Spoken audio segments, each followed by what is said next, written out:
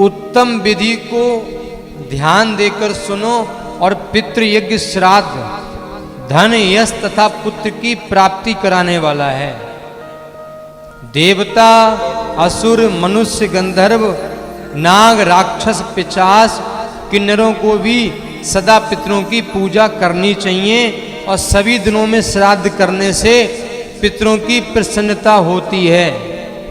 अब कह रहे हैं कि कृष्ण पक्ष की प्रतिपदा तिथि से पितरों की पूजा करने पर बहुत सी सुंदर सुयोग्य संतानों को जन्म देने वाली रूपवती स्त्रियां प्राप्त होती हैं।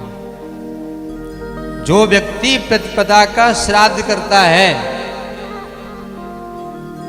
उस व्यक्ति को रूपवती स्त्री प्राप्त होती है। और कैसी स्त्री? जो सुंदर सुयोग्य संतान प्राप्त कराती है, ऐसी स्त्री। फिर कह रहे हैं द्वितीया को श्राद्ध करने से घर में कन्या का जन्म होता है।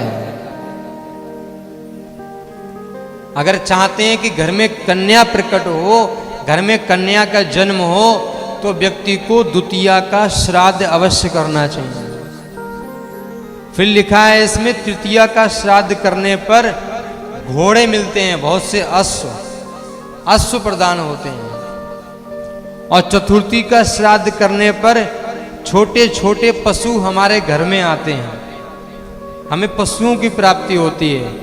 और पंचमी का श्राद्ध करने वाले पुरुषों के लिए बहुत से, जिसके घर में पुत्र उत्पन्न नहीं होते हैं, उसके यहाँ पुत्र प्राप्त हो जाते हैं, पुत्र उत्पन्न हो जाते हैं।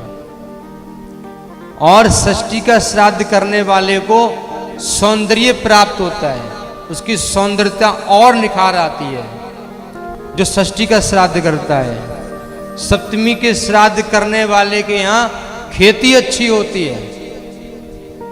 और अष्टमी के श्राद्ध करने वाले के यहाँ व्यापार में लाभ होता है, जो अष्टमी का श्राद्ध करता है।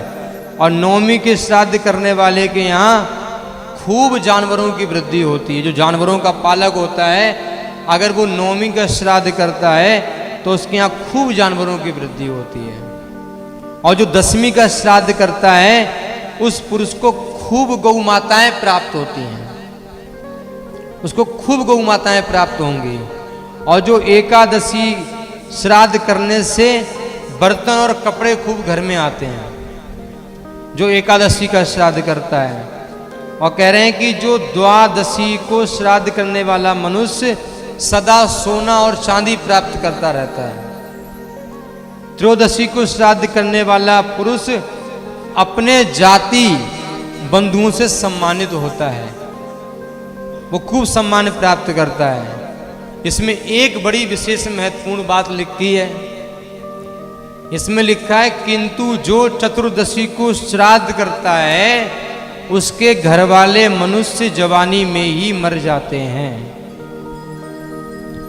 और श्राद्धकर्ता को भी शीघ्र ही लड़ाई में जाना पड़ता है।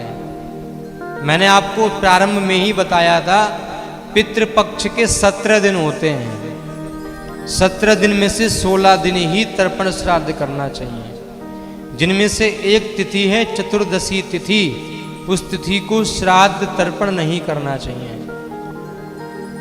चतुर्दशी का जो श्राद्ध तर्पण है वो अमावस्या की तिथि को करना चाहिए। अमावस्या की तिथि पे सभी लोगों का श्राद्ध तर्पण हो जाता है, इसलिए व्यक्ति को अमावस्या की तिथि पर श्राद्ध और तर्पण करना चाहिए। और फिर लिखा है कृष्ण पक्ष में चतुर्दशी के सिवा अमावस्या से दशमी से लेकर अमावस्या सभी तिथियां श्राद्ध के लिए उत्तम मानी गई हैं। दशमी से लेके अमावस्या तक जो तिथियां आती हैं उन्हें मात्र चतुर्दशी तिथि छोड़कर सभी तिथि उत्तम मानी गई हैं। और लिखा है कि श्राद्ध काल के लिए अपराह्न काल जो होता है, जब सूर्य मध्य में होते हैं, वो काल सबसे श्रेष्ठ बताया गया है। जब भी तर्पण करना हो, जब भी श्राद्ध करना हो, तो मध्याह्न काल में व्यक्ति को श्राद्ध करना चाहिए। ये महाभारत में लिखी हुई बातें हैं। ये बहुत लोगों के मन की शंकाएं थी कि चतुर्दशी का श्राद्ध कहाँ लिखा है, कहाँ लिखा है। तो चतुर्दशी के श्राद्ध के विषय में महाभारत में स्पष्ट रूप से लिखा हुआ है।